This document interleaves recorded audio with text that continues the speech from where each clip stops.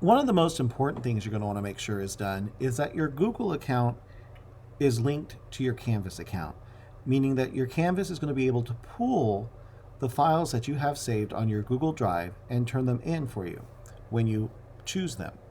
So in Account, we're going to go to Settings, and you'll see that there are a lot of different options for you, but one of the first ones that is most important is right here, this Registered Services. Currently, I have no registered services for this student account. But on the right hand side, you'll see that there's this part that says Google Drive. We're going to click that, and then it's going to say Authorize Google Drive Access. You'll click that again. What it's going to ask you to do now is to sign in with your Google account information. And it is completely okay to do that. So the Google account information that you use to sign in to your Chromebook is what you'll be putting in for this sign in.